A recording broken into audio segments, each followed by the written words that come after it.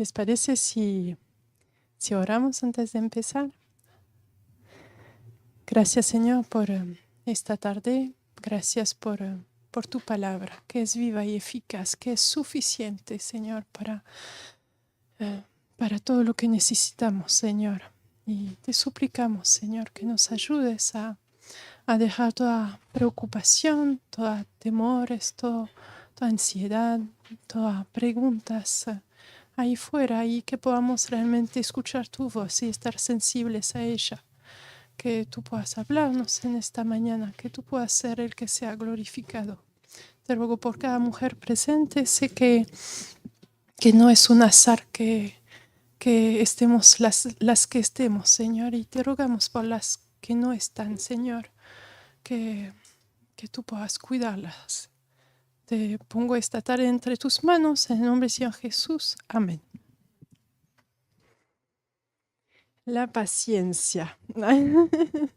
Es un término que escuchamos y tenemos esa reacción, ¿no? Cuando la escuchamos, decimos paciencia y pensamos, ¿cuánto me faltará?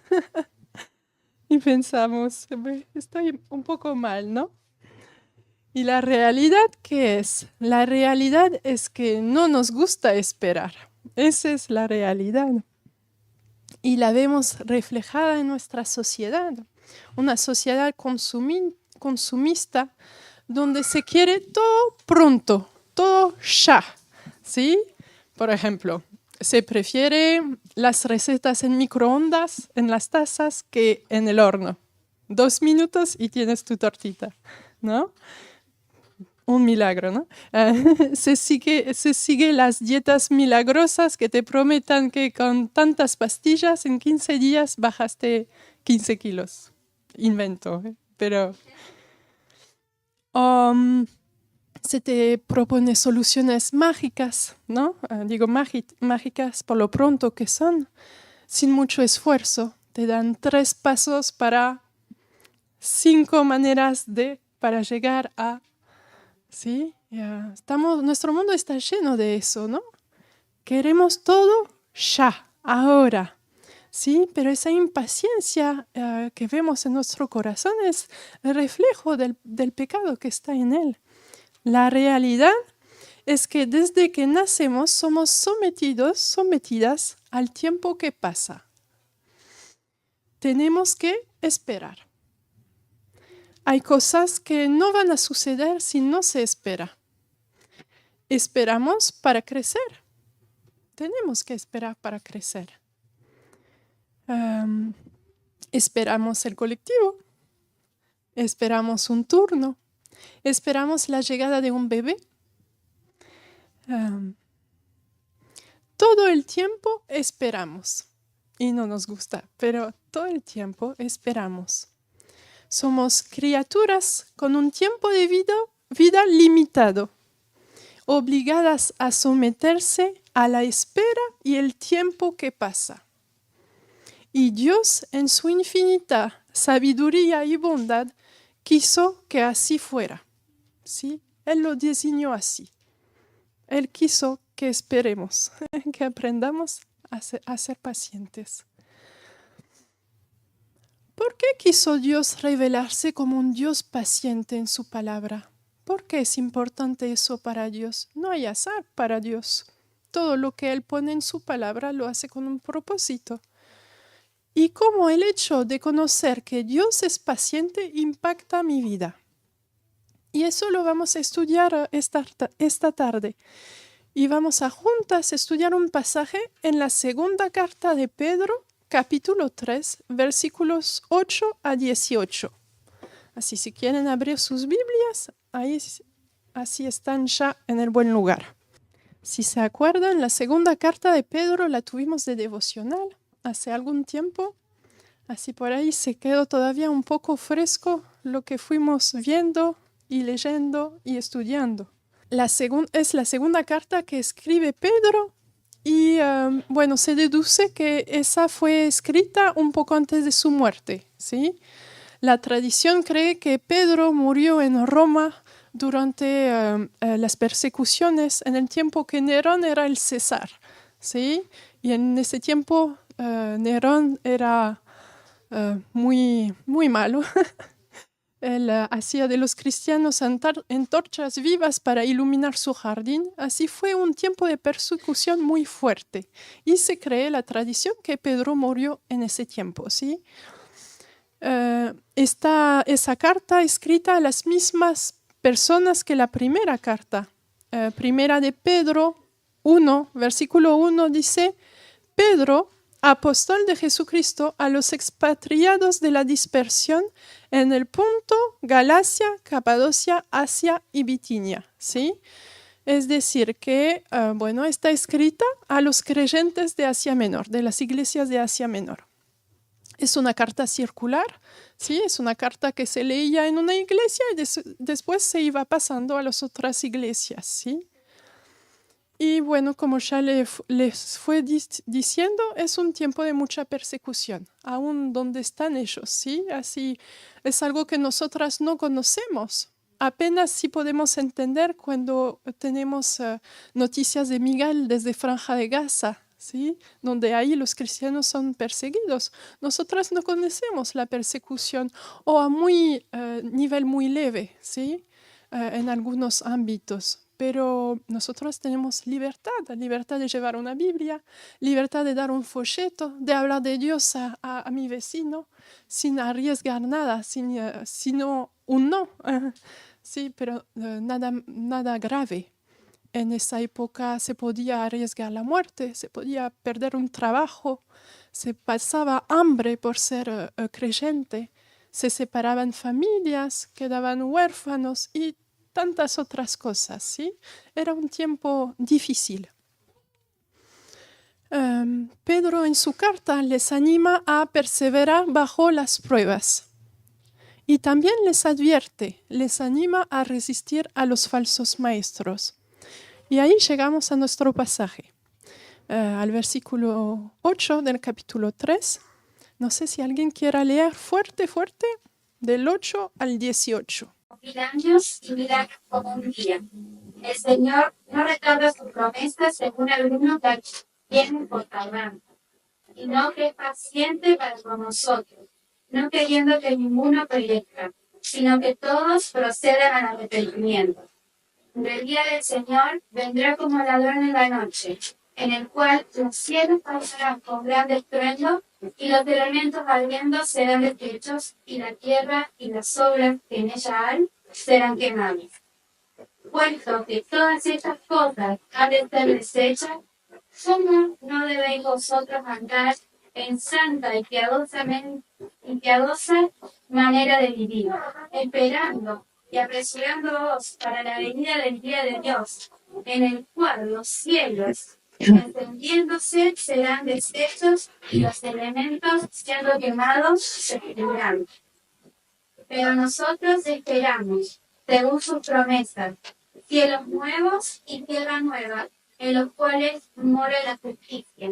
Por lo cual, oh amados, estando en espera de estas cosas, procurad con diligencia ser hallados por Él sin mancha e irreprensibles, en paz. Y tener entendido que la paciencia de nuestro Señor es para salvación, como también nuestro amado hermano Pablo, según la sabiduría que le ha sido dada, os ha escrito, casi en todas sus epístolas, hablando en ellas de estas cosas, entre las cuales hay algunas difíciles de entender, las cuales los indoctos e inconstantes tuercen, como también las otras escrituras, para su propia perdición. Así que vosotros, oh amados, sabiéndolo de antemano, guardaos, no sea que arrastrados por el error de los inicuos, caigáis de vuestra firmeza. Antes bien, crecer en la gracia y el conocimiento de nuestro Señor y Salvador Jesucristo. A Él sea gloria ahora y hasta el día de la eternidad. Amén. Amén. Qué pasaje, ¿eh? Tenemos mucho que aprender en ese pasaje. Y lo vamos a estudiar mediante 3 puntos, ¿sí? Que tienen ahí todo anotaditos ahí en sus hojas.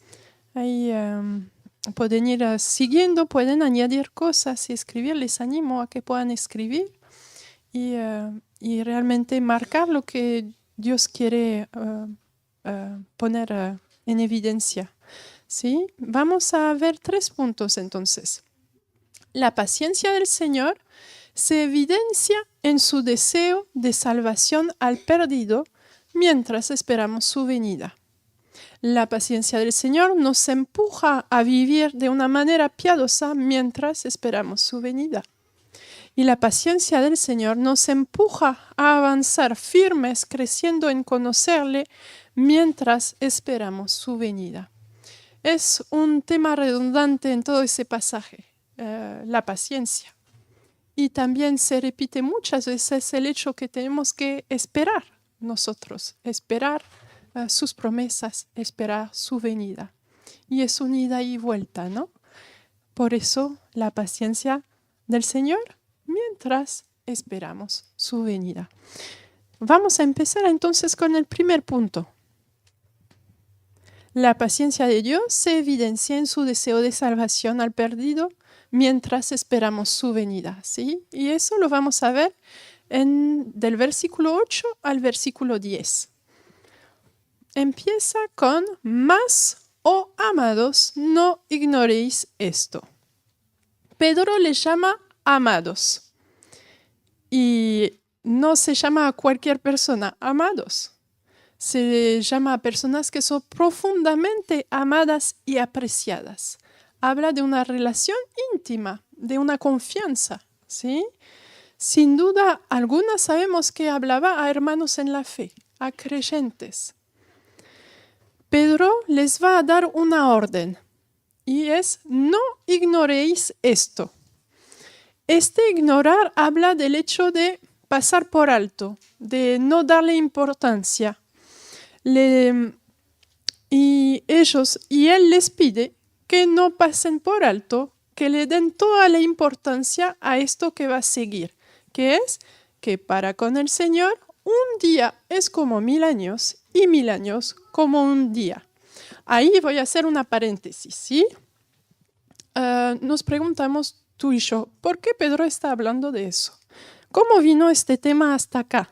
Y eso lo vamos a poder entender porque antes había una palabrita chiquita, antes el "oh amados" había un más. Y ese más hace referencia al párrafo anterior y a las ideas que estaban explicadas antes. Él se va a referir al versículo 3. En el versículo 3 habla que en los postreros días vendrán burladores. ¿Sí? Y sigue que el versículo 5 diciendo: estos, hablando de los burladores, estos ignoran voluntariamente. Y ahí vemos un paralelo. Están los dos ignorar. Tenemos los burladores que sí decidieron ignorar con toda su voluntad. Y Pedro les ordena al contrario a los creyentes que no ignoren esto. Regresamos a nuestro esto. Que no se olviden que para el Señor un día es como 1000 años y 1000 años como un día. ¿Sí? ¿Alguien me puede leer el Salmo 90, versículo 4? Por favor. Delante de tus ojos son como el día de ayer que pasó y como una de las vigilias de la noche. Gracias. Y es esta idea. Significa que para Dios 1000 años o un día es lo mismo. Es evidente que para nosotros no es lo mismo, ¿sí? Desde que nacemos, el tiempo influye en nosotros hasta que moramos, ¿sí? Pero Dios es un Dios eterno. No está limitado por el tiempo. Él lo somete y lo usa para el avance de sus propósitos, ¿sí? Él no está sometido. Yo leí en un comentario, decía: para el hombre de riquezas sin fin, $1000 son como un centavo. Para Dios, que tiene un tiempo sin fin, 1000 años es como un día. No importa mucho en el sentido de cantidad. Pedro va a desarrollar su idea y explicar a qué punto quiere llegar. Parece ser un diálogo, ¿no? Con la congregación de creyentes, un intercambio de preguntas y respuestas. Y vemos un deseo claro de Pedro de calmar y aclarar las dudas y calmar las inquietudes. Y él sigue con eso. El Señor no retarda su promesa. Ese está en el siguiente versículo, versículo 9. El Señor no retarda su promesa.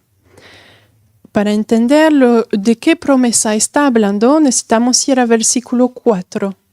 Los burladores están hablando y dicen eso. ¿Dónde está la promesa de su advenimiento? De esa promesa se trata aquí, la promesa de su regreso, ¿sí? Jesús lo anuncia en Marcos, por ejemplo, en Marcos 13:24, alguien que lo lea, y otra persona, Lucas 21:25, Marcos 13:24 y Lucas 21:25. Le refirió otra parábola, diciendo, el reino de los cielos es semejante a un hombre que sembró buena semilla en su campo. ¿Y el otro pasaje?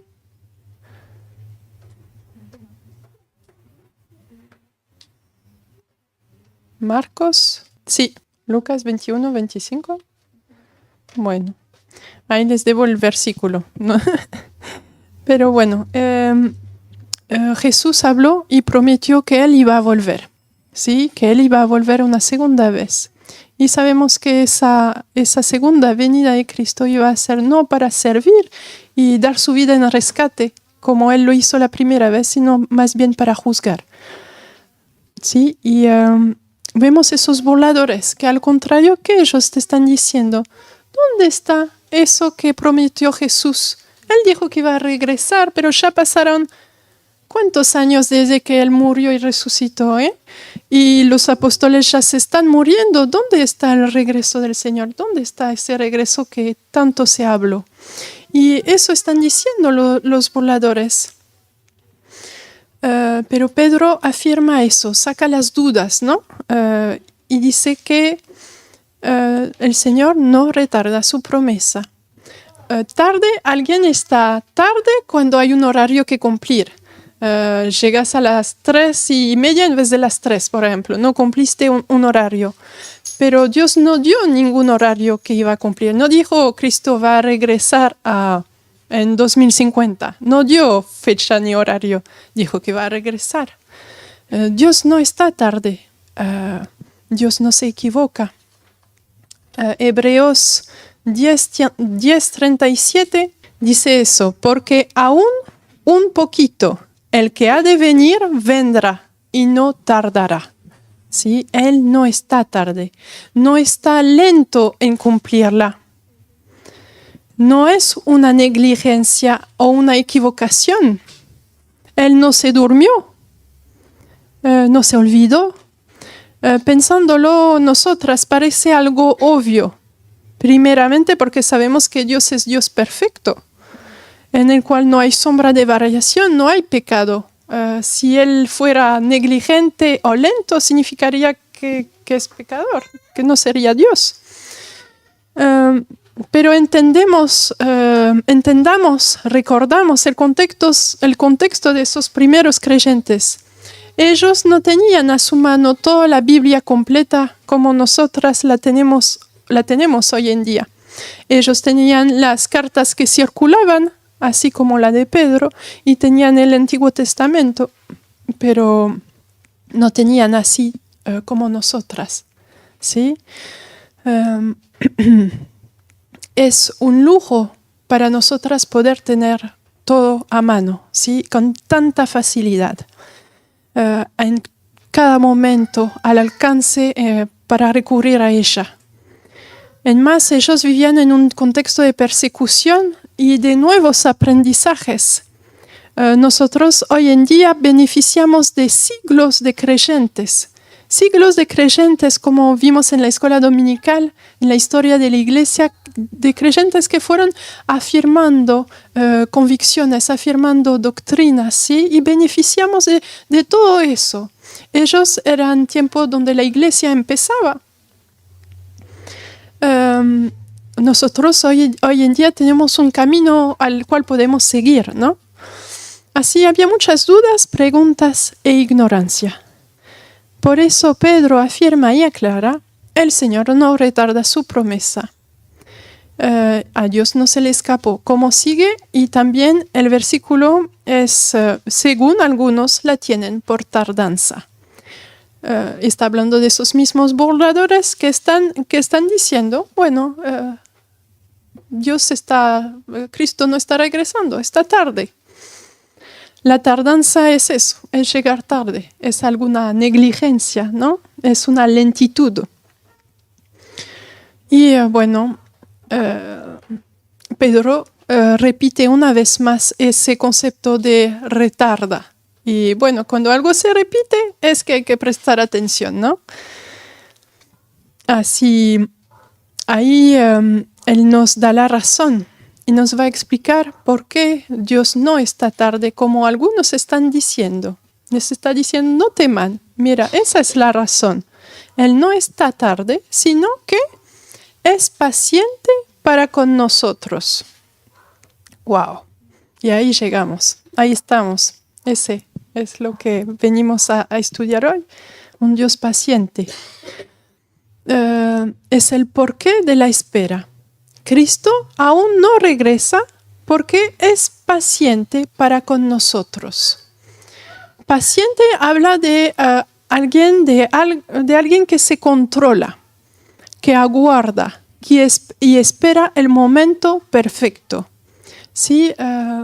Dios está esperando, está controlándose, está aguardando el momento perfecto. ¿Por qué?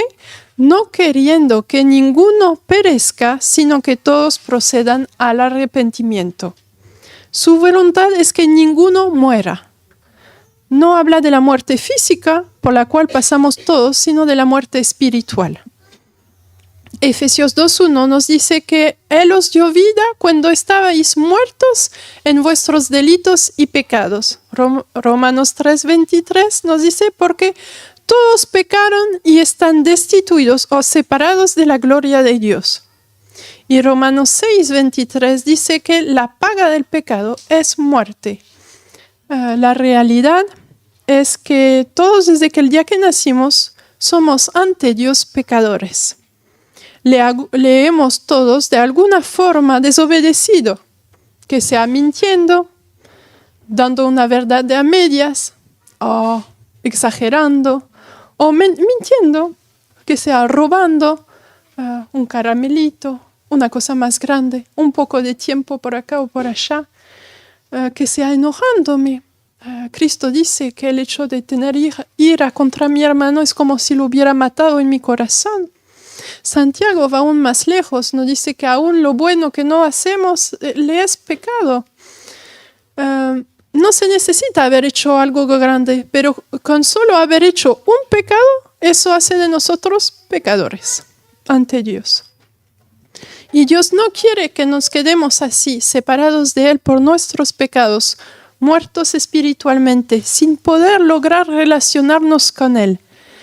Y en la espera de un castigo eterno, una muerte eterna. Él quiere que todos procedan al arrepentimiento, que todos vengan al arrepentimiento.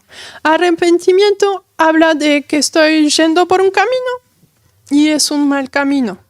Y me arrepiento significa que yo me voy a dar media vuelta para volver al buen camino, ¿sí?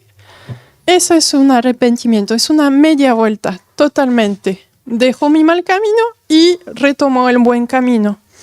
Y esa última parte del versículo me hace mucho pensar en Juan 3:16, que es un versículo que conocemos mucho, que dice, porque de tal manera amó Dios al mundo, que ha dado a su Hijo unigénito para que todo aquel que en Él cree no se pierda, mas tenga vida eterna. Dios no quiere que nadie se pierda o perezca.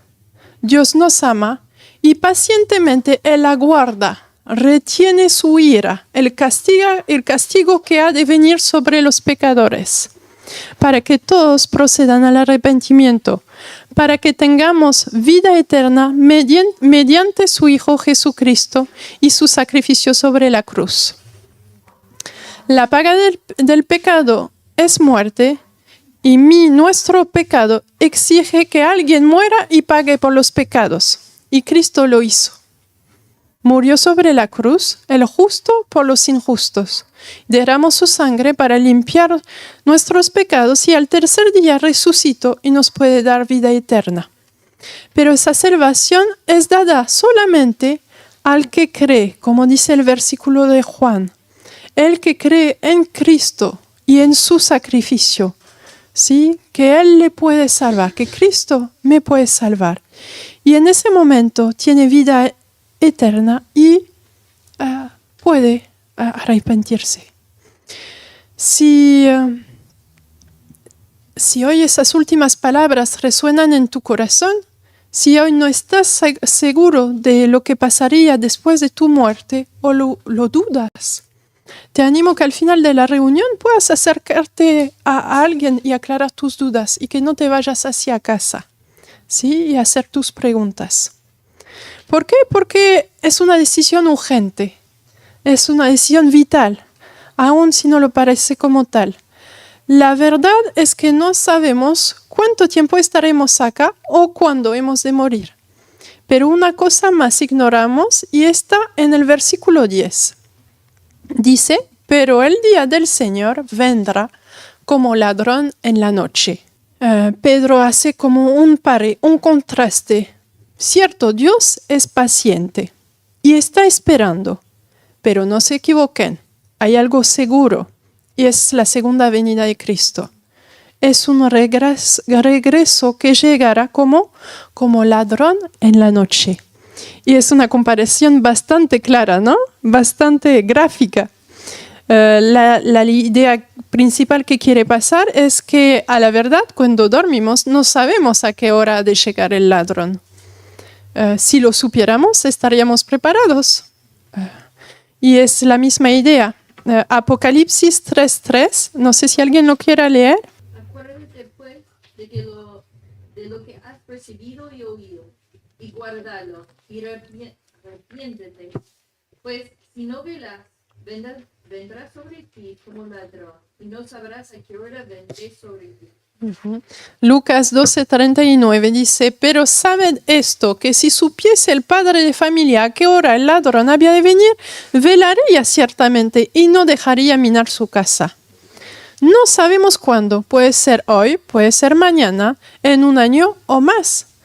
No sabemos, lo que sí sabemos y que es seguro es que Él viene. Él regresa.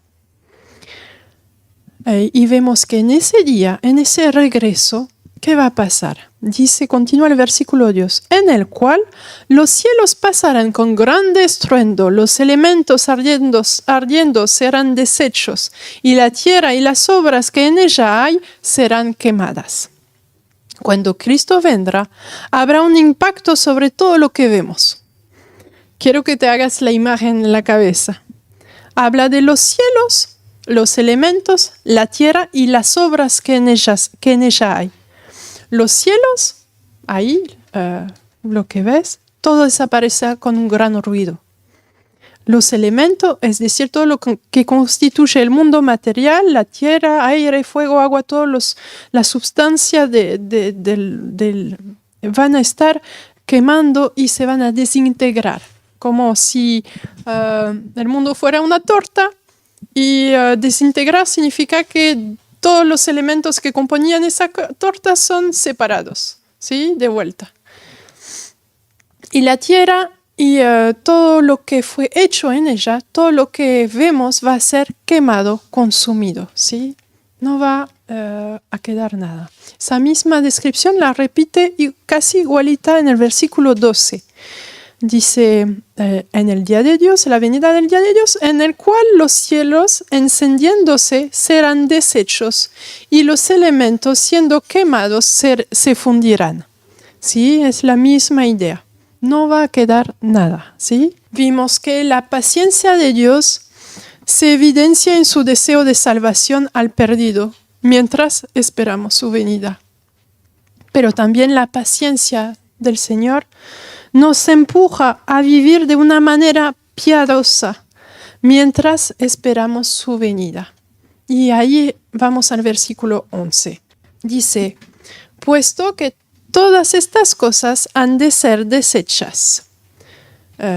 Él hace la relación con la idea anterior y repite una vez más, ya que todo va a ser destruido y que nada va a permanecer, dice, con énfasis, dice, ¿cómo no debéis vosotros andar en santa y piadosa manera de vivir, esperando y apresurándoos para la venida del día de Dios?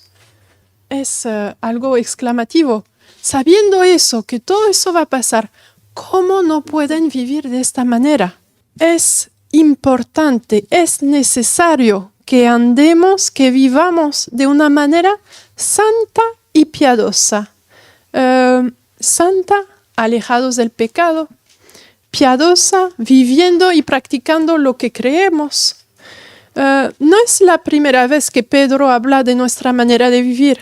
En su primera carta, capítulo 1, versículo 18, dice, sabiendo que fuisteis rescatados de vuestra vana manera de vivir. Vana, al contrario, habla de algo vacío, inútil. Nuestra manera de vivir antes de conocer y depositar nuestra fe en Cristo era vana. Es como las burbujas que hacen los niños ahí que vuelan un ratito y después explotan. Eso es vano, no queda nada. ¿Sí? Pero ahora, conociendo a Cristo, el versículo 15 de 1 Pedro capítulo 1 dice, sino como aquel que os llamo es santo, sed también vosotros santos en toda vuestra manera de vivir, porque escrito está, sed santos porque yo soy santo. Mi manera de vivir, ¿cómo tiene que ser? Santa, ¿sí? Porque el que me llamó, me rescató es santo. Y tenemos que vivir de manera santa y piadosa, pero ¿cómo tenemos que vivir? Esperando y apresurándoos. Esperar habla en este caso de otro tipo de paciencia. Es una expectación, es una mezcla de temor y esperanza. Es un aguardar, un suspenso, un velar. Es estar esperando la hora, preparados para ella. Lo podemos ver reflejado en la parábola de los 10 vírgenes, en Mateo 25, del 1 al 13. Ahí les resumo la parábola, pero la pueden leer después. Bueno, es una parábola que Cristo contó, donde había 10 vírgenes que estaban esperando a su esposo. Su esposo todavía no llegaba y venía la noche. Ellas tenían que tener su aceite preparada para aguantar toda la noche. Y entre esas 10 vírgenes había 5 prudentes y 5 insensatas. Las prudentes llevaron suficiente aceite, llevaron una reserva. Las insensatas no. Y las insensatas pasó lo que pasó, se les acabó el aceite y se quedaron sin. Y tuvieron que ir a buscar más. ¿Sí? Y justo cuando ellos se fueron, llegó el esposo y no estaban preparadas. Las prudentes sí estuvieron preparadas por la llegada del esposo. Y es eso, ese velar es eso. No sé a qué hora viene, pero estoy lista. ¿Sí? Estoy preparada, estoy pendiente, ¿sí? No me dormí, estoy consciente de que él llega. Las casadas, cuando se fue mucho tiempo el esposo y sabemos que ya está por llegar, estamos, a ver, cartel de bienvenido, estoy arreglada, tengo el perfume, y es esa ansia, estoy feliz de verlo, lo extrañé, ya llega, ¿está todo listo? Es esa idea, ¿sí? Debemos andar en santa y piadosa manera de vivir esperando, pero también apresurándoos. Y es bastante evidente, es el hecho de tener prisa, de acelerar. No que yo pueda acelerar la venida de Cristo, sino no hay tiempo que perder. ¿Sí? nuestra espera, nuestra paciencia tiene que ser activa, ¿sí? Hasta que Cristo regrese y nuestra tierra desaparecerá, ¿sí? Si se acuerdan, Él está esperando, Él está aguantando hasta que todos procedan al arrepentimiento, ¿sí? Él va a esperar hasta que todos los que tienen que ser salvos sean salvos, ¿sí? Podemos ser activos en nuestra espera, como, por ejemplo, predicando el Evangelio, sembrando las buenas nuevas, ¿sí? Sembrando lo más que podamos, porque quién sabe, Cristo pronto regresa. Si mi vecino necesita saber, mis familiares necesitan saber, porque el regreso de Cristo va a ser terrible, va a ser en juicio. Sí, necesitan saber. Versículo 13. Pero nosotros esperamos, es otra vez el mismo esperar del versículo anterior. Aguardamos no según nuestra carne, según lo que queremos o pensemos, esperamos según sus promesas, según lo que es verdadero y seguro. Esperamos en ese caso, ¿cuál es la promesa que esperamos? Cielos y tierra nueva en los cuales mora o habita la justicia. Apocalipsis 21, 21. No sé si alguien lo quiera leer. Apocalipsis 21, 21. La cita era: vi un cielo nuevo y una tierra nueva, porque el primer cielo y la primera tierra pasaron y el mar ya no existía más. Es un versículo de Apocalipsis 1, 21, 1. Gracias. Así tenemos esa promesa de un cielo y una tierra nueva, donde como hoy es evidente que la justicia no habita, pero en ese cielo y tierra nueva, donde no hay más la contaminación del pecado, habita la justicia. Versículo 14 dice: por lo cual, oh amados, estando en espera de estas cosas, por 3 veces tenemos otra vez el esperar, ¿sí? Con ansias, con temor. Espero estas cosas.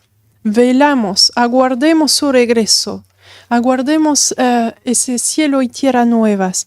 Haciéndolo tenemos que procurad con diligencia ser hallados por Él, sin mancha e irreprensibles, en paz.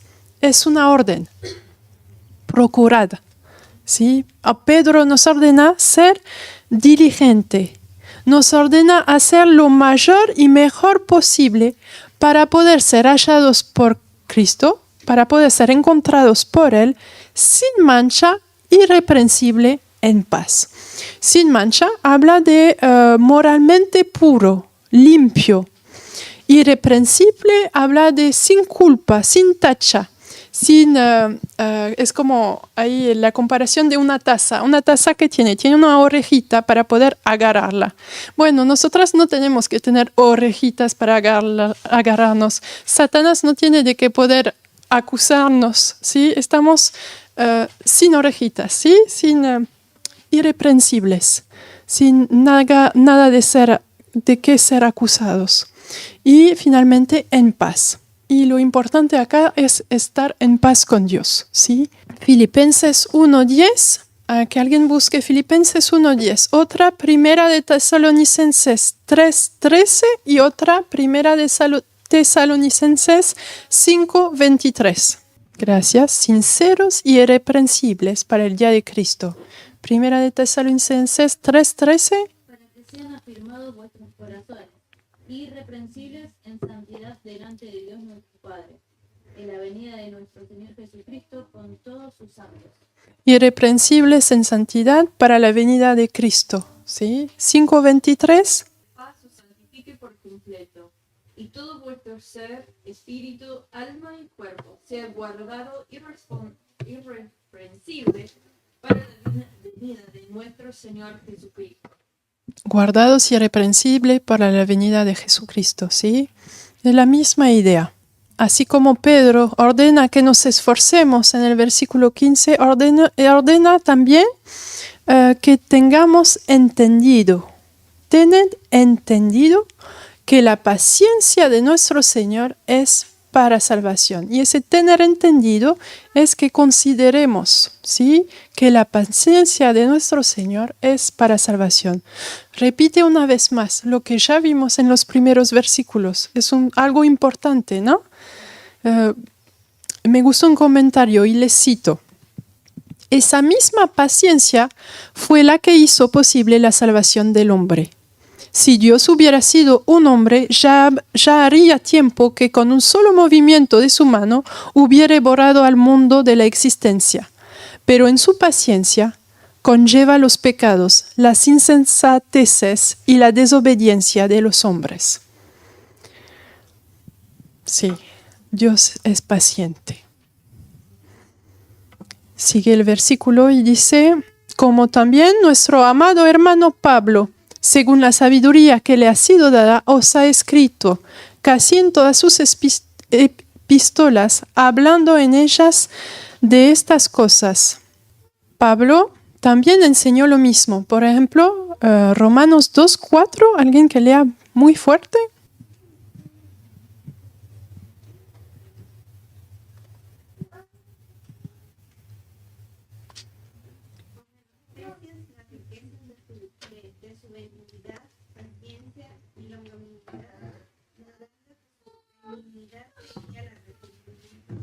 Es la misma idea, longanimidad es esa paciencia, esa longanimidad que me guía al arrepentimiento, ¿no? La misma idea, pero dicho por Pablo esta vez.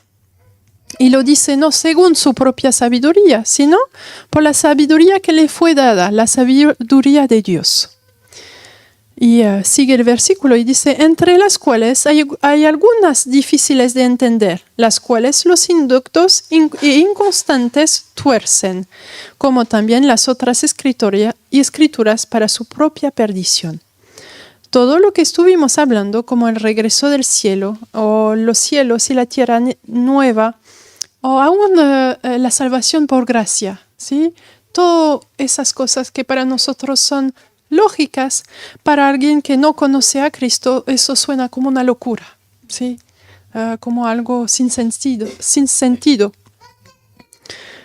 Son difíciles de entender, porque las podemos entender por la fe que nos da por medio de Cristo, ¿no? Pero eso no es el problema, más bien que algunos, los falsos maestros, en vez de buscar a entender, lo tuercen. Y ese torcer habla de pervertir, de distorsionar, deformar, engañar. Es forzar algo para que tome la forma que desees, ¿sí? Para que entre sí o sí. Los que hacen eso son llamados inductos. Ahí va a dar más características de esos falsos maestros. Inductos es sin educación, ignorante, y hasta va más fuerte, tonto, persona estúpida. Inconstante habla de alguien inestable, débil, poco sólido, sin firmeza. Son términos muy fuertes, pero también lo es la consecuencia, también lo es lo que están haciendo. Es para su propia perdición, ¿sí? Es algo terrible. El hecho que ellos tuercen la verdad les va a llevar a la destrucción.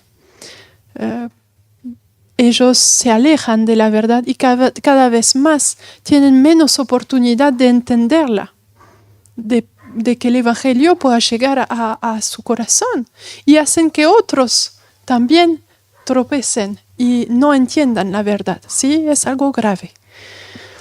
Ahí en paréntesis, las otras escrituras de la cual habla es un término.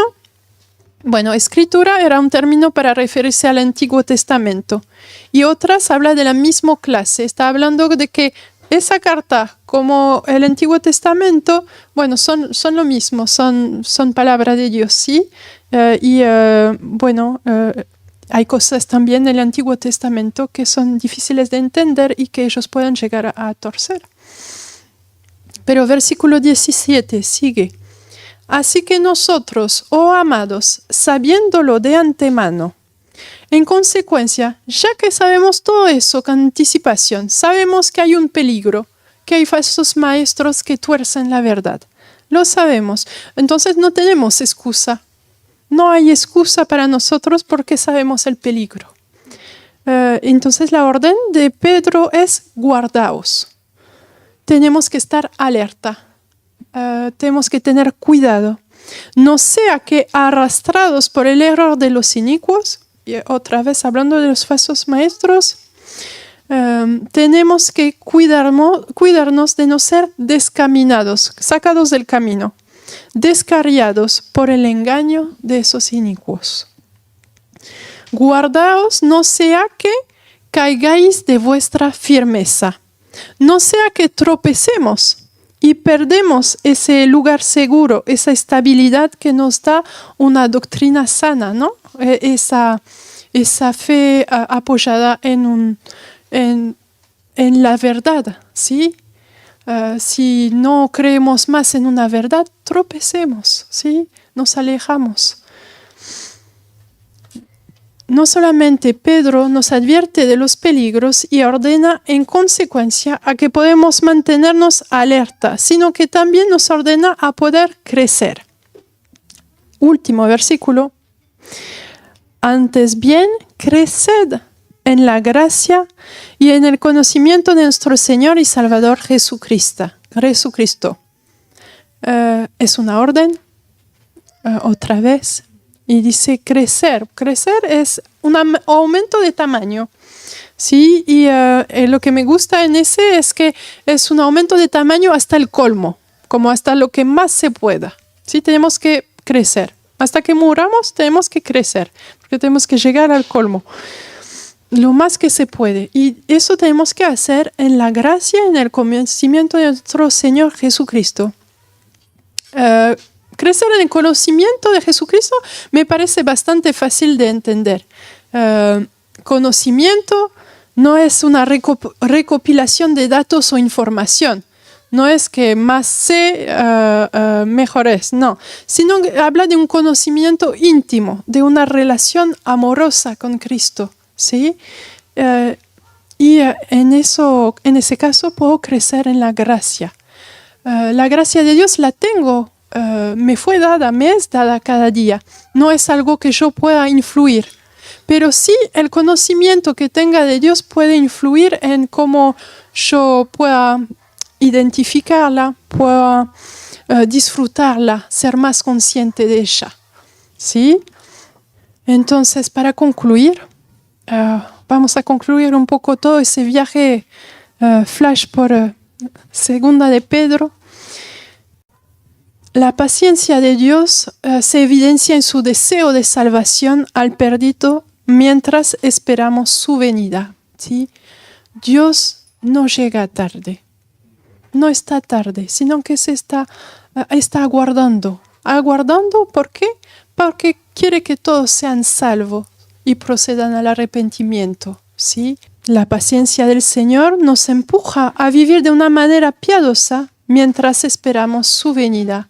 Él ya llega. Él está siendo paciente, sí, pero Él ya llega. ¿Cómo me va a encontrar el Señor? Él me está dando tiempo y me pide que yo pueda vivir de una manera santa como Él es santo, una manera santa y piadosa, que yo pueda estar lista, que yo pueda procurar con diligencia estar sin mancha e irreprensible.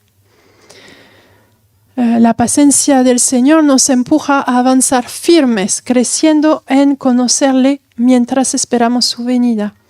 Tenemos que guardarnos del error, cuidar de no caer de nuestra firmeza y crecer en gracia, en conocimiento de Él.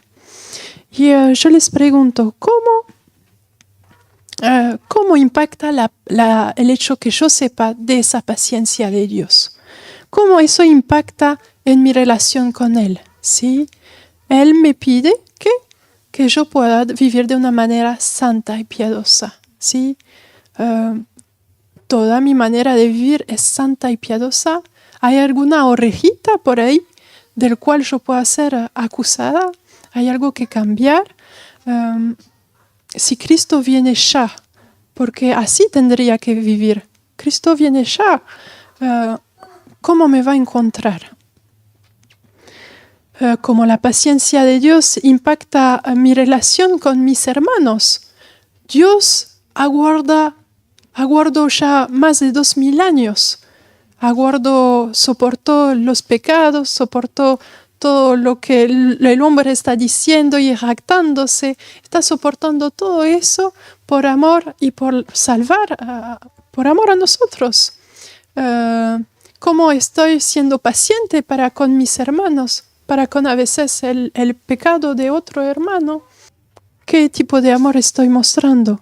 Y con los demás, sabemos que Dios aguarda y es paciente hasta que todos procedan al arrepentimiento. Yo tengo una responsabilidad, ¿sí? Una responsabilidad muy grande de no callarme, porque por amor a ellos, pero también porque Cristo regresa y va a ser en juicio.